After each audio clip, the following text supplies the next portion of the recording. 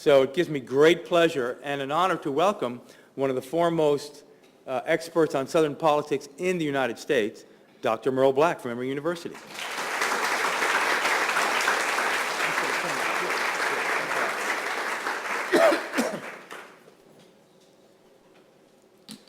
if I can find the microphone here. Thank you very much, Bob. It's a great pleasure to be back.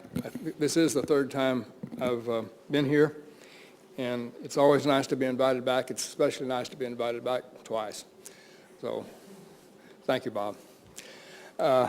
We had a lot of fun 20 years ago or so at Emory in the graduate program there, and Bob was one of the leading forces in terms of teaching. He's a great teacher. Those of you who have had Bob in the classroom know that. If you haven't, by all means, take a course with Bob King. You'll remember it the rest of your life. All right, I've got a few minutes here to talk about American national politics, the elections this year, and then I'm going to say a little bit about Georgia politics, and then we'll take some questions.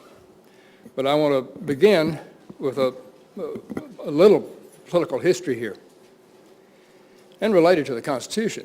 One of the features of the American system of government is that we have elections at regularly scheduled intervals. We know in advance when the next rounds of elections are going to be. They're fixed in the Constitution. So presidents elect every 4 years, Congress, the House of Representatives, every 2 years, and then a third of the Senate every 2 years. So, so we're approaching the 2010 elections here, where every member of Congress is up, a third of the U.S. senators, and the president is not on the ballot. But attitudes and evaluations of the president may well influence voters' reactions to the candidates who are running for the House and for the Senate. In the American system, there's no way to vote directly a referendum on the president in the mid-year elections. So sometimes, whether the president is popular or the president is unpopular, that gets translated indirectly into votes for House members or Senate members. I'll come back to that in a moment. The book that my brother and I published in 2007, 2006 first and then 2007, called Divided America, The Ferocious Power Struggle in American Politics. I think the subtitle still applies today. Now let me tell you what the basic idea of Divided America is. America considered as an entire country. In the United States today, we have no majority party. There is no majority party among voters. And by majority party, I mean in the electorate, among voters. We obviously have majorities. One party controls majorities in the houses of Congress and the presidency. But in the electorate, we have no majority. The Democrats, if you add up all the voters who call themselves Democrats, you don't get 50%. If you add up the Republicans, you don't get 50%. So we've got two minority parties. Two parties that, for whatever reasons, only attract minorities of American voters. And then we have a large number of independents. And these independent voters should be thought of as, pretty much independent. They move back and forth. You don't appeal to the independents on a party by reasoning about party, because they're not partisans. If they're partisans, they'd be a Democrat, they'd be a Republican. They're independents. And especially the group in the middle that we call the moderate independents. The liberal independents tend to vote with the Democrats. The conservative independents tend to vote with the Republicans.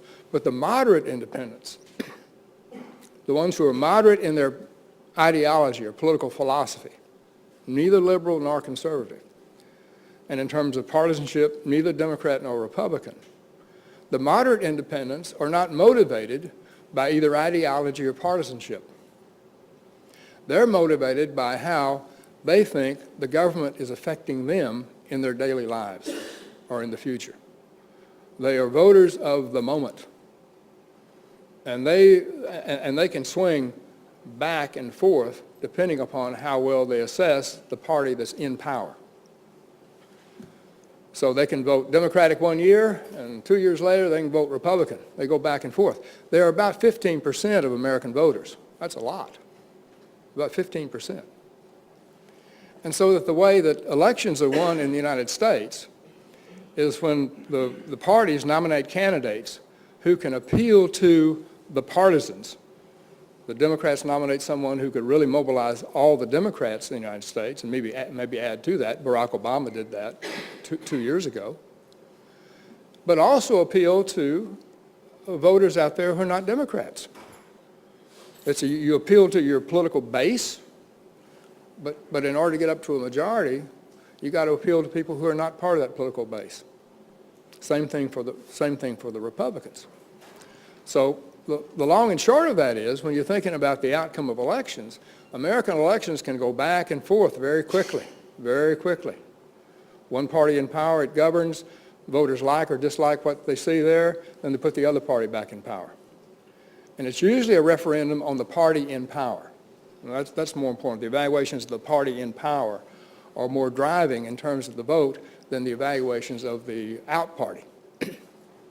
Now, further part of this argument, we've got minority parties across the entire nation, but if we look in different regions of the United States, the United States is a continental-sized nation.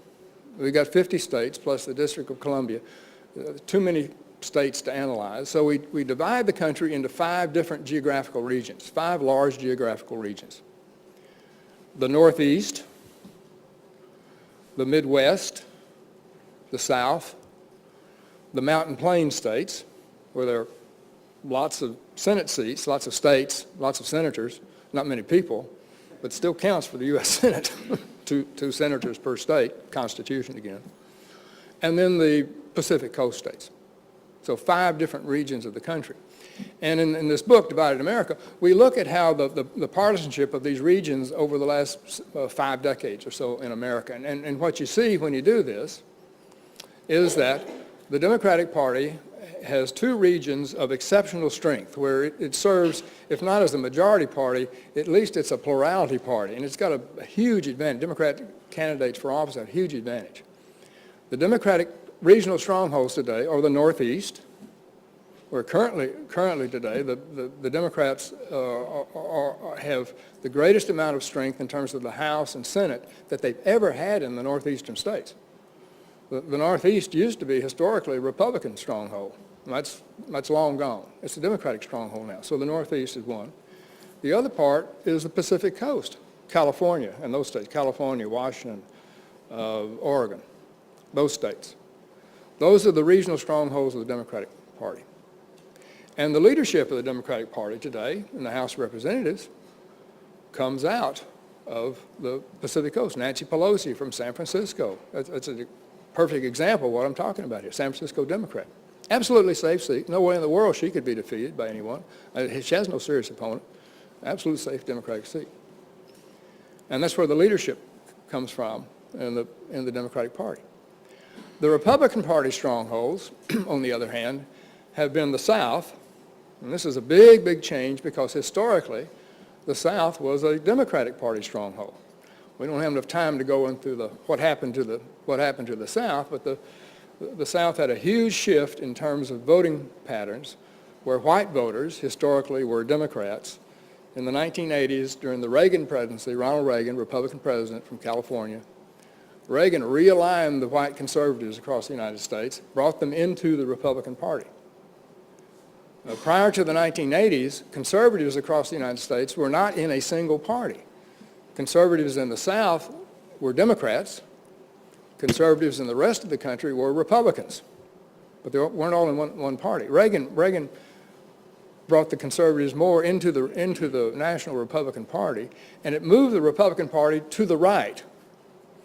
Because a lot of these conservatives are coming out of the South and they're coming out of the Mountain Plain states. They're not the conservatives of the New England, Northeast, et cetera, et cetera. Those are the ones who are being run out of the Republican Party right now. This is Mike Castle of Delaware, just lost his seat up there. Way too moderate, too liberal Republican for the likes of the modern Republican Party. So you got the South and the Mountain Plains here for the Republicans. And then the big swing region that goes back and forth is the Midwest. Illinois, Indiana, Iowa, Michigan, Wisconsin, Ohio, the Midwest. Big swing region. Okay, so think back 2004 elections, that's 6 years ago. The nation votes, and George Bush, Republican, is re-elected President of the United States, 2004. So he wins an electoral college majority, but it's pretty small majority.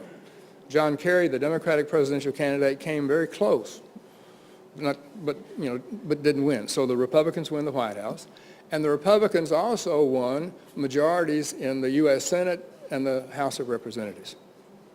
So after the 2004 elections, the Republican Party was the majority, controlled every elected institution of American government, right? But when you look in the electorate and look at the voting patterns, what you see is that the Republicans did extremely well with Republicans, voters who call themselves Republicans, and they also did well with independents. They didn't really carry the independents by large margins, but they did well enough. And they got a larger percentage of the Republicans than John Kerry got of people who call themselves Democrats in the country. And the same kind of patterns held for the House and Senate races too. So you got the Republicans controlling everything, but it's not based on majorities in the electorate. And majorities in the electorate, especially those independents out there, want the party to behave, want the government to behave in ways that either, support what they want to do. Long and short, within a very short time, in George Bush's second term in office, he had pursued policies or didn't do things that really alienated a lot of independents and even undermined his support among Republicans. He never had Democratic support in the first place. Democrats are always opposed to Bush for the most part. So by 2006, the next regularly scheduled election, voters can't vote against President Bush, but President Bush's numbers, his approval rating really has gone down now. He had numbers in 2006 that wouldn't have gotten him elected if he had those numbers 2 years earlier. But you can't vote for the president directly, so you take it out on the Republicans in the House and Senate. And in 2006, the Democrats regained control of Congress, the U.S. House and the U.S. Senate. So in the last 2 years of the Bush administration, he's facing a Congress controlled by the opposition political party, who are not interested, who disagree on policies of the Republican administration, and they have no interest in helping George Bush govern the country. No interest at all. What they have, their interest is in developing policies out here which they'll hope that the voters will elect a Democratic president and even more Democrats in the House and Senate 2 years later in 2008. When you have a divided America like this, that the parties are in different regions of the country, another point here, the party that's out of power at a moment in time, like the Democrats are out of power after the 2004 elections. The Democrats don't go out of existence in the Northeast and in the Pacific Coast. In fact, they got stronger and stronger in reaction to the Republican administration. George Bush and the Republican House and Senate leadership are advocating policies they don't agree with. So the Democratic Party gets stronger and stronger in those areas. Republican Party gets weaker and weaker.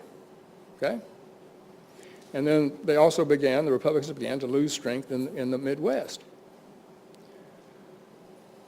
In our divided system of government today, the party that doesn't hold power always thinks it's only one or two major issues away from becoming the majority again. This is the situation of the Democrats after the 2004 elections. Just one or two issues here. We're back in power in 2006. We're totally in power in 2008. That is, the out party has no incentive to compromise, split the difference, or help the other party govern the country. Because their preference is, we control everything, and then we'll have our preferred policy. We won't have to compromise at all. We just get our preferred policies, okay? So you get battle after battle, polarized America, Republicans versus Democrats in that period. Now what do we have? Now, the 2008 elections, the Democrats nominate Barack Obama as the presidential candidate, first African-American candidate, obviously. huge impact on voter turnout. Turnout in the 2008 presidential elections are 63% of adults 21 and older. 63% is up about 2 points from the turnout in 2004. Huge increase in turnout among African Americans and other minority groups.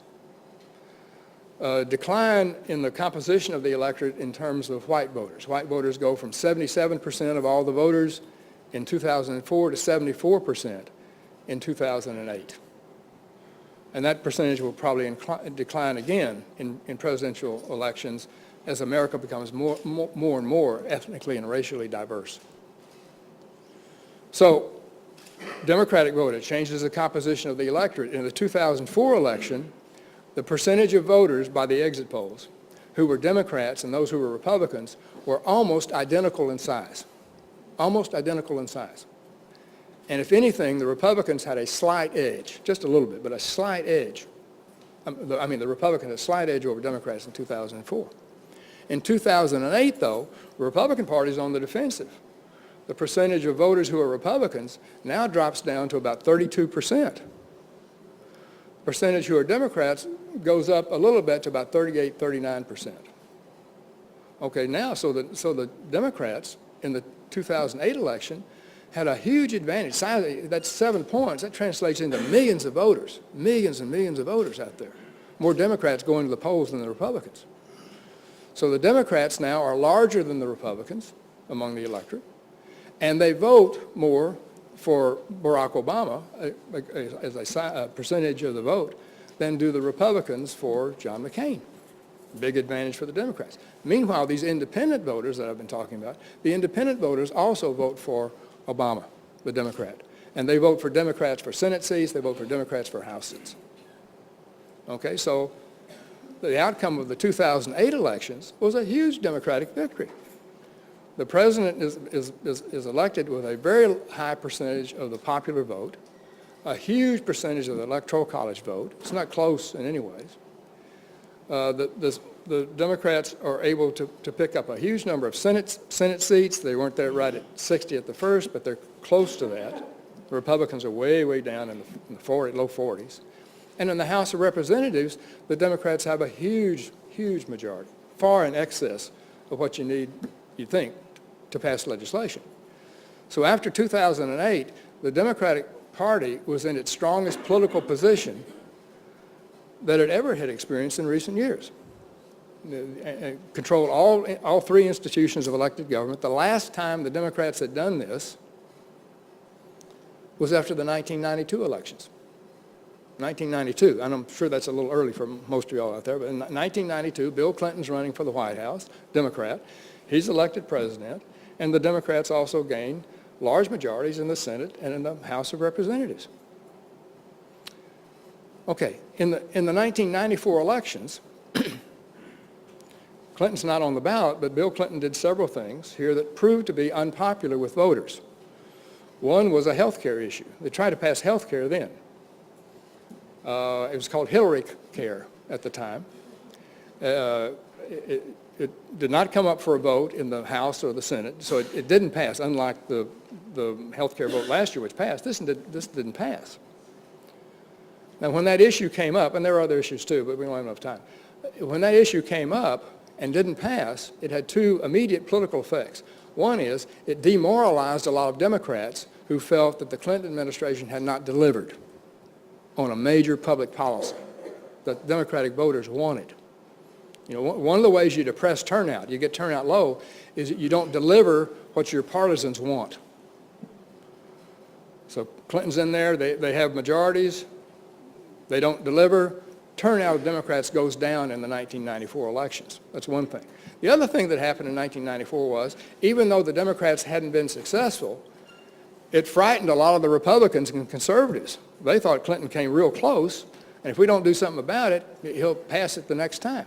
So it mobilized the opposition.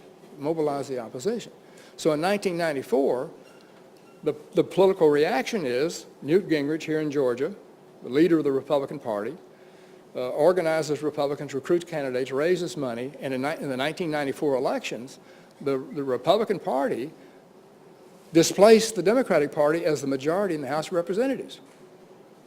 Same thing happened in the U.S. Senate. So within the last time the Democrats controlled all three levels of office holding, they governed themselves out of power in 2 years. I want you to remember that little piece of history. They governed themselves out of power in 2 years because they did things that depressed their strongest supporters but galvanized their political opponents. And then after that, Bill Clinton, as president, had to deal with a Republican Congress for the rest of his time. It took George Bush, by comparison, 6 years to govern his party out of power. Right? Now we're coming up on the first 2-year thing for Barack Obama and the Democrats. And what do we see going into the elections? First of all, disclaimer, I don't know what's going to happen in November. We don't know what the future is going to be. I like to have elections first and interpretations later.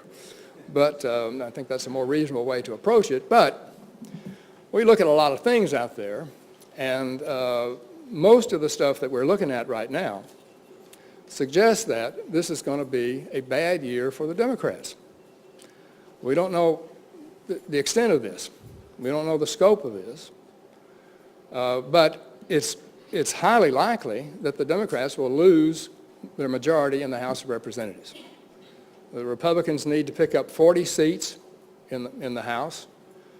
And political scientists who use various models to make these predictions, I have a colleague at Emory, Alan Abramowitz, who speaks during the presidential year. His current model, the model that he just presented at meetings of the American Political Science Association on this, has the Democrats losing 49 seats. 49 seats. Others on the panel had 51 seats or whatever. It's in that high 40s, low 50s. That strikes me as quite realistic. It could be. I don't know what it could even be higher than that. Could be in the 60s or what. We don't know. Could be less, could be low. But I think right now I would be surprised if the Democrats retained the House of Representatives, because there is this huge shift among independent voters across the country that's been documented in survey after survey.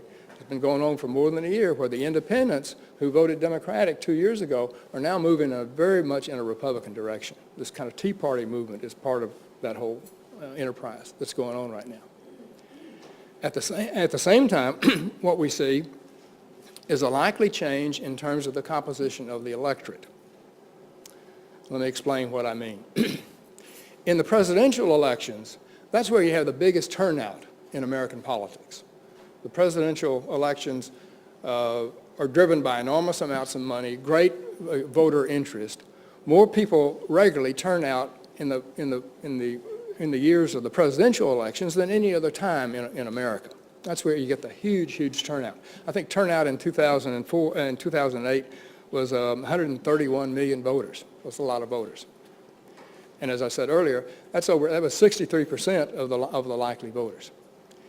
In the off-year elections, the elections between the presidential election, what we call the off-year elections, those 2 years, 2006, 2002, 2004, we always see much less participation. It is much harder to get Americans interested to the same degree in these congressional elections and these Senate elections than in these other kind of contests. So usually what we see here is a turnout of about 40% of American voters. So millions of people who voted 2 years ago are not going to show up and vote this time. I mean, we know, we don't know the precise numbers. We know they're not going to show up and vote. They never have in the past. There's no reason to think they're going to do it now. So a much smaller turnout. Now the question from that is, if you have the smaller turnout, does it change the partisan composition of the electorate? Does it favor one party over another party on that? That's the critical question. And what we're seeing now in some of these of the work that people are doing, when they do what they call likely voter models, when they start out with all adults, they do a telephone survey. You do all adults, you get 1,000 adults, and then you ask, are you registered to vote? And then some people are not registered to vote, so that drops it down in the 800s or something like that. That's still too high. That's still a little bit high. And then they have other questions that they ask, which they never identify, because this is proprietary information. This is, these polling outfits have their own ways of estimating these likely voters. No one knows for sure. And they're not going to make all those factors public out there. If you're running a business, you're not going to say what your formula is here, all this kind of stuff. But when you do likely voters, that 1,000 will go down to the high 500s or even lower. It should even be lower. It should even be in the 400s to get an accurate sample of likely voters. When you do that, what you see is a very different composition of the electorate in terms of partisanship. And the likely voter models this time is not showing the Democrats with a 7 or 8 point lead in terms of people who turn out and vote. If anything, in terms of expressed enthusiasm about voting, the more conservatives, the more Republicans are enthusiastic about voting. A lot of the Democrats are not very enthusiastic about voting this time, relatively speaking, or so. So that means the electorate this time, likely, is going to have more Republicans and fewer Democrats than before, okay? Well, that's an advantage going to help the Republicans. And then you've also got these independents.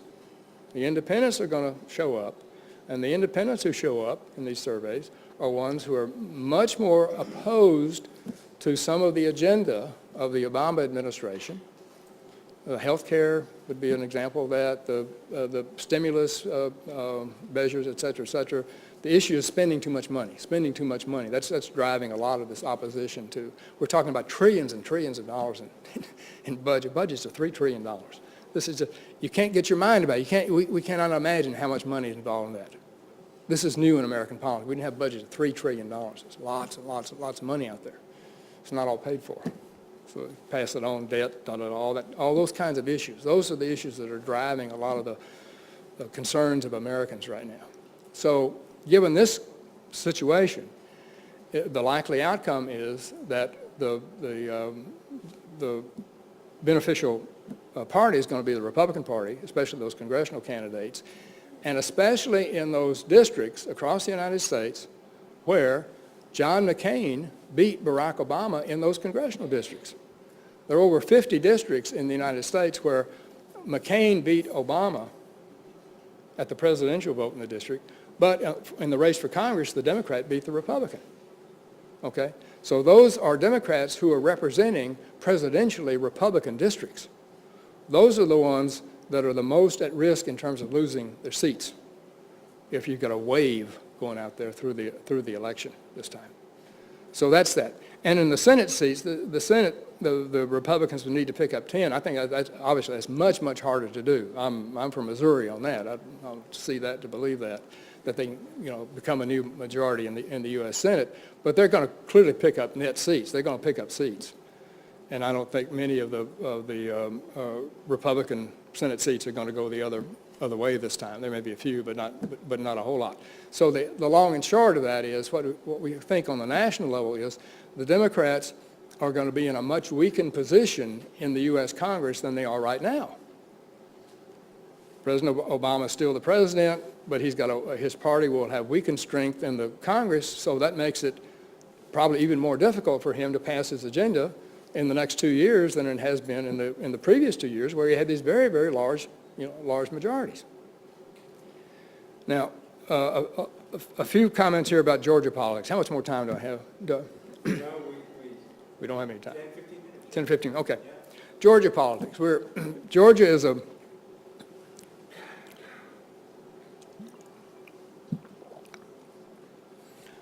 Georgia's the very interesting state to look at politics. I came here in 1989, so I've been watching Georgia politics for a little while. And in the course of that, Georgia is a state that has been presidentially Republican since the 1980s. Bill Clinton won in 1992, but the Republicans came back in 1996, and since 1996, the Republicans have won every presidential election in Georgia. Now, the last presidential election in Georgia was relatively close.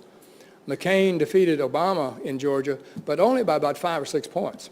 That was relatively close. Usually, the presidential elections, Republicans win by a much larger margin. Why was that? Well, part of that was the Obama campaign targeted Georgia. They didn't put all these resources in Georgia the way that they did in North Carolina or Virginia or Florida. But they had a lot of organizational efforts going on in Georgia. And so by the exit polls, the African-American share of the voters in Georgia went up to 30%. 30%, that's very high by historical standards. And then what we call the new minorities, Latinos, Asians, and other ethnic groups, that's another 5% of voters in Georgia. So 30 plus 5, about 35% of the vote in Georgia came from groups that tend to be very strongly Democratic. Republican strength in Georgia has been based among white voters in the state. And in 2008, the percentage that whites made up of the Georgia electorate dropped down to 65%. That's one of the lowest percentages we've ever seen. So McCain was winning that vote by a very large margin. Among white voters in Georgia, Barack Obama got 23% of the vote. 23% of the vote. Among African American voters in Georgia, Barack Obama got 98% of the vote. So you see extremely racially polarized voting by whites and blacks in Georgia. 98% of blacks voting for the Democrat and 76% of the whites voting for the Republican candidate. In terms of partisanship in Georgia, the parties look fairly even because of the mobilization of Democratic voters across Georgia. Republicans own the defensive in Georgia. And so Obama lost, but a Republican candidate for the U.S. Senate, Saxby Chambliss, was running. And in Georgia is one of the few states in the country in which you have to get 50% plus one to win. To win a party nomination, you have to get 50% plus one. It's not a plurality rule. In most of the states of the United States, you don't have to have a majority of the vote to get elected to office. But in Georgia, to be a U.S. senator, to be a governor, you have to get an actual majority. And if you don't get the majority, it goes into a runoff, a second election several weeks later between the top two candidates.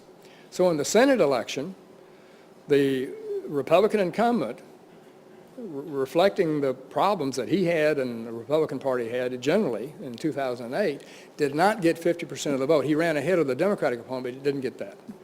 Then when he came back, had the election several weeks later, then he won easily, won by, I think, 300,000 votes. But, that was a sign of Republicans being relatively weak in Georgia in 2008. When we look at the situation now in Georgia, we have some polling outfits that do these likely turnout models of voters. And when they do that, and again, you never know whether they're on the money or not on this. But what they're showing is an electorate in which the Republicans now have a few points advantage over Democrats among likely voters in Georgia. The percentage of whites in the electorate goes up. The percentage of African Americans in this electorate goes from 30% down to 23%. So the expectation is lower turnout from African Americans. Barack Obama's not on the ticket. I don't know what maybe some of y'all know more about the organizational efforts to get Democratic voters out this year, but it's not a presidential year mobilization like this. So the expectation is, as the electorate gets smaller, it changes the composition of the electorate in terms of which voting groups show up to vote, and the advantage here looks like it's going to favor the Republicans. Now, in Georgia at this time, the Georgia General Assembly, the state legislature, the state Senate, and the state House, every member is up for election there. The Republicans currently hold a majority in both the Georgia House and the Georgia Senate. And when I'm just looking at the matchups in these seats, it's very difficult to see how the Republicans could lose control of the Georgia legislature in the 2010 elections. Many of the Republicans who already have seats are running unopposed. Democrats, there's no candidate running against them in a lot of these seats. Many of the Democratic candidates have no Republican opponents against them. So the parties are conceding strongholds. The parties are conceding. And it would take a huge shift here, I think, to make the Democrats the majority again in the state Senate or the state House. So I think for all intents and purposes, the state legislature in Georgia is going to remain Republican. And increasingly, that's what we see across the Deep South. The most interest focuses on these statewide races. And we have one statewide race for the U.S. Senate, where Johnny Isakson, the Republican incumbent, is running for re-election. He is opposed by Michael Thurman. Michael Thurman's an African-American politician in Georgia who was in the state legislature. Then he was the Secretary of Labor, for a long time Secretary of Labor. He was persuaded somehow to leave the position of Secretary of Labor, where he had easily won re-election, to leave that and run as a Senate candidate against Johnny Isakson. But he's really not competitive. This is a race, and no one thinks this is a close race, competitive race, or anything like that. Isakson's a huge money advantage. In the polling, he generally runs 15, 20 points ahead of Michael Thurman. This is not a race where the Democratic National Senate Committee will put big money in. Because from their point of view, they're trying to hold the Senate. They're trying to put most of their money in these races where they think they've got a real chance of winning. And so politics is pretty ruthless here. If you don't have a chance of winning, they're not going to give you any money. Because their main priority is controlling the Senate. It's not the outcome of an individual candidate. And even if they gave Thurman a lot of money, almost no one in Georgia politics who knows anything about politics thinks Thurman's going to beat Isakson this year. This is not a Democratic year, it looks like. It doesn't feel like that. So this is going to be, I think, an easy re-election of Isakson. The governor's race is quite interesting. The governor's race features the Democratic candidate is Roy Barnes, a Democrat who was elected governor of Georgia in 1998. And then running for re-election in 2002 with a huge money advantage. Barnes had raised, I think, $20 million the governor's race. Very sophisticated campaign consultants, polling operation, et cetera, all that. He's running for a re-election. His Republican opponent was a politician who had spent most of his career as a Democrat, but then who'd switched parties. Sonny Perdue, who's the current governor of Georgia. Sonny Perdue was a lifelong Democrat. He switched to the Republican, the conservative Democrat. When the conservatives realigned, he later on shifted over to the Republican Party. And he used various issues to put Barnes on the defensive, the Democratic candidate on the defensive. Now, this is a note about polling. None of the polls showed Barnes losing. All the polls showed, prior to the election, showed Barnes ahead. The Constitution had a poll, Barnes was ahead. The Barnes campaign polls had him ahead. Perdue didn't have enough money to have any polls. Didn't have any polls. And the Perdue campaign was run by, kids your age, college students, 20-year-olds. They're running Perdue's campaign.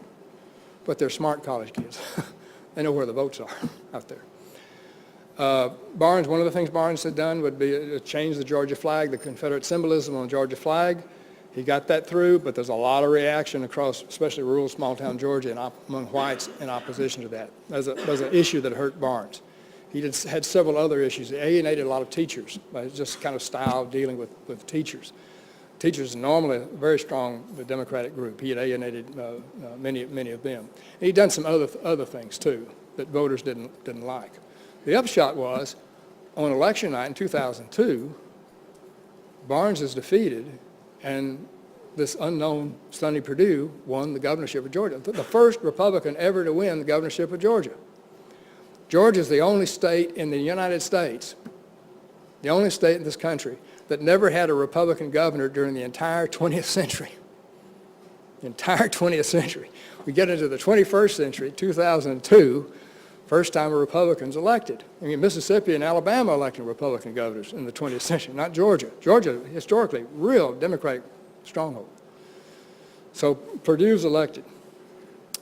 And the guy who ran the campaign for Barnes, I had a conversation with him after the campaign. He said the hardest thing you had to do in politics, hardest thing any campaign manager has to do is, if you're losing, you think you're going to win, you got to tell the candidate, you got to bear the bad news, kill the messenger kind of thing.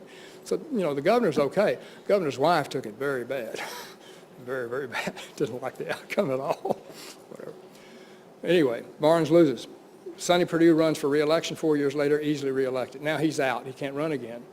So you got Barnes, who's now kind of out of political oblivion. He's back running campaign as governor of the state to comeback guy. Republican candidate, after a very long, bitter Republican primary, is Nathan Deal, a congressman who had some ethical issues in Washington, left, came home, back here, won the runoff, and then the last 2 days, if you read the Constitution, front page above the fold, can't miss it. Leading stories are Nathan Deal's financial problems. He and his wife apparently signed a note to help his daughter, one of his daughters and her husband start a store in North Georgia, sporting goods store, $2 million loans, some other loans out there. Store failed, and now Deal and his wife are on the hook for millions of dollars. And the amount of money that they're legally obligated to pay in one way or the other is more than his entire net worth. And today he's saying he's not going to go bankrupt. And, he's responding he's not going to go bankrupt. So check it out. I mean, this is not how you want to run for governor of a state. With the story here is you're bankrupt. Manage your own money. How can you manage the state money? It raises all sorts of issues. Okay. The polls that I've seen thus far, and all the polls that I've seen are prior to this new knowledge, this new information. Last week, or early this week, Monday, one of these polling outfits came out with a poll that showed Deal ahead of Barnes by about 11 points. That is not close, about 10-point lead in the state. And it showed Barnes having a real problem getting white votes in Georgia. Barnes was getting about 24% of white votes, 20. Remember what Obama got among white voters in Georgia 2 years ago? 23%. This is the Democratic problem in Georgia, getting enough white votes to win a statewide election. They need to get up in the 30s, in the 30% range. This is the Democrats' problem. So then the question is, with this new information, you can easily imagine an advertising campaign here that says, wow, we can make this Republican candidate, who's basically bankrupt, unelectable in Georgia. And then by default, Barnes wins. So expect a lot of negative advertising on both sides. I mean, the campaign from the Republican Governor Association is already very, very negative. These ads tie Barack Obama with Roy Barnes. So the equation, Obama equals Barnes. If they do that equation, Barnes can't win. That's what they're doing right now. Now the Barnes campaign is coming back with, they've been running these kind of teasers. What's Nathan Deal hiding? What's he hiding? Well, we learned what one thing he's hiding. I don't know if there's anything else or not, just the last day or so. So, given these factors, it's possible, it's conceivable that Barnes could win. The Democrat, it's conceivable. I don't know, but I don't know. The biggest problem that Barnes has is that he's a Democrat in Georgia. Yeah, that's a huge problem out there among these white voters in the rural North Georgia, South Georgia, lots of other parts of the state out there, because they don't agree with what the Democrats propose in terms of public policy or stuff. They disagree with that. Now, this poll on all these other statewide races, and they basically show a Republican sweep of Georgia at the statewide level. This is the first time in the history of Georgia, modern Georgia, in which for statewide offices, there is no Democratic incumbent on the ballot.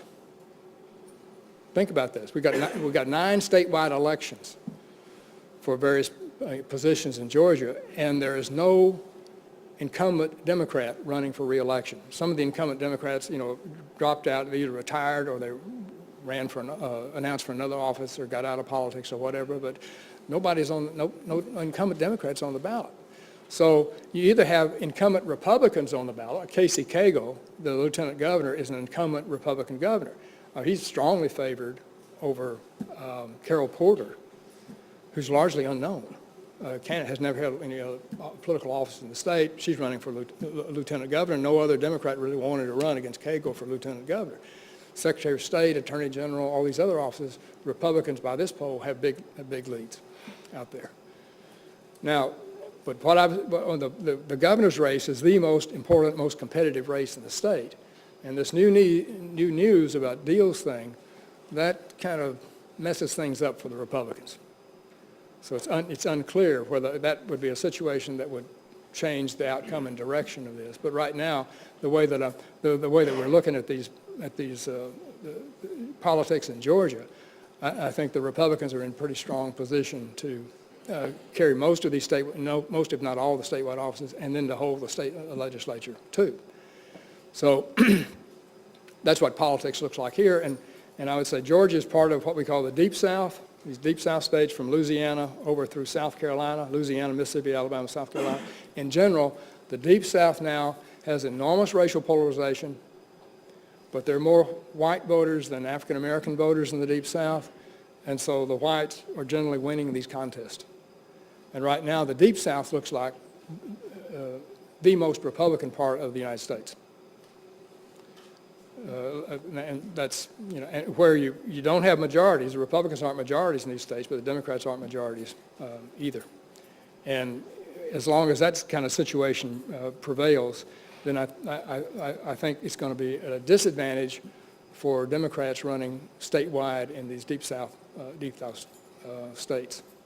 Now, for the country as a whole, I think what we're likely to see is, and take these congressional races, that the Republicans will pick up some of these southern seats in the House of Representatives. There are a bunch of seats in the South where the Republicans were on the defensive in 2006 and then in 2008, where Republican voters were dissatisfied with George Bush and his administration. They didn't come out, and they really didn't like McCain. They didn't really come out. But I think they'll come out this time. I think they'll be motivated this time. So I think Democrats are going to lose some of these seats across the South.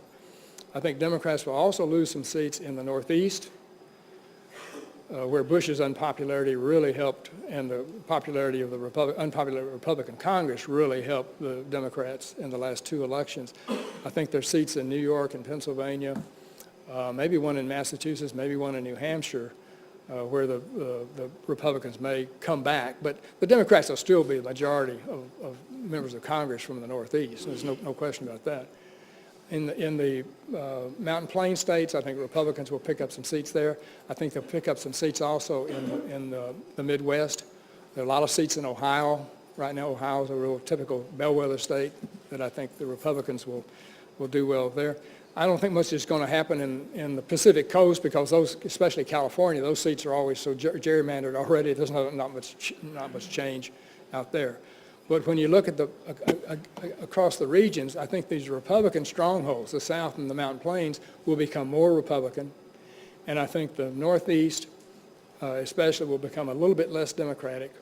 And the Midwest, where the Democrats hold the lead right now, will move back toward parity, evenness, or maybe even a slight Republican advantage. So all things being considered, I think the Obama administration is going to be looking at a Congress that has fewer members that are disposed toward its agenda after these November elections. But again, we let the elections happen, then we go from there. So thank you very much.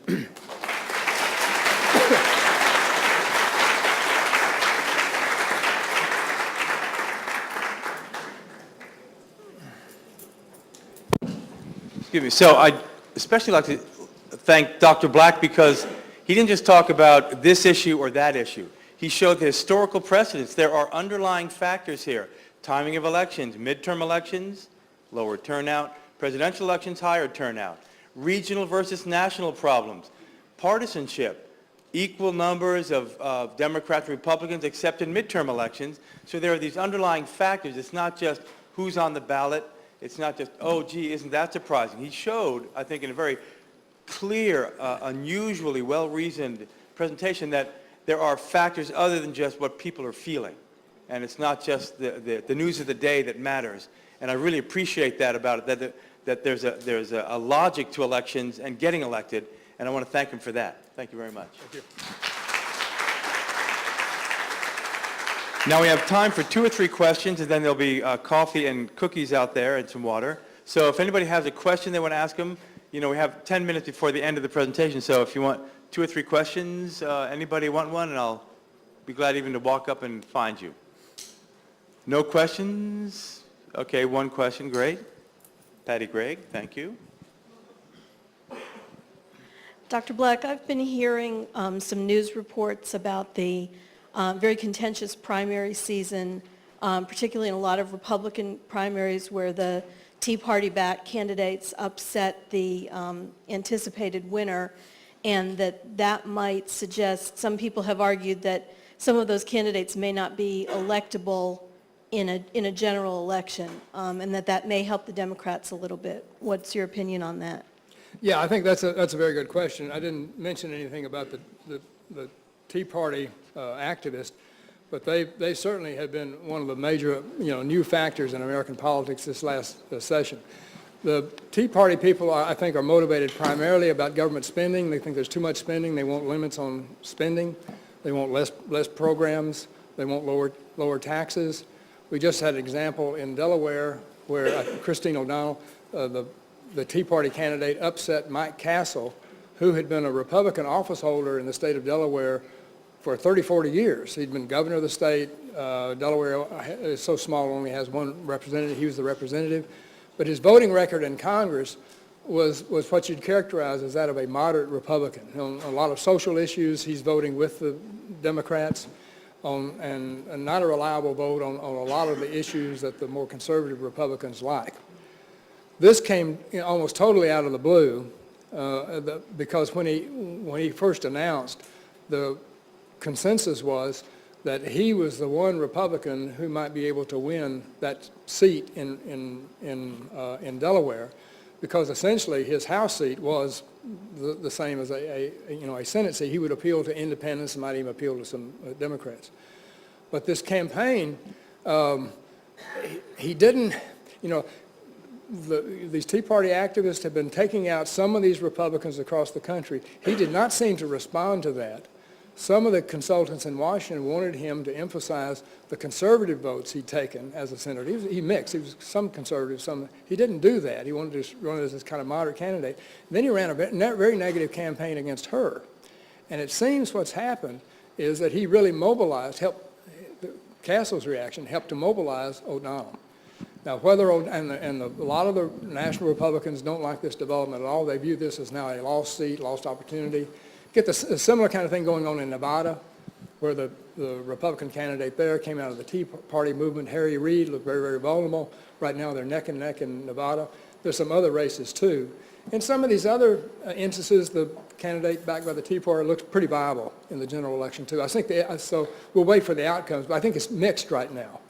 And in general, the Tea Party is probably a plus for the Republicans, in the sense that it sends a message to Republican office holders that we want you to vote certain ways. One of the problems that the Republicans had in 2008 was that the Congress is passing legislation that the Republican voters don't want, but the Republican politicians are doing, earmarks and, that kind of stuff. It remains to be seen whether that can work as a viable strategy right now. But I think the Tea Party people are having a big impact right now in terms of sending messages to Republican politicians, at least about what are the issues that you're emphasizing when you're in Republican primaries. And it's not your votes that go against the majority preferences of those Republican primary voters. But I don't think this may help in some of those Senate seats. It may help the Democrats retain control of the U.S. Senate. I don't think it's going to have that much difference in these House seats.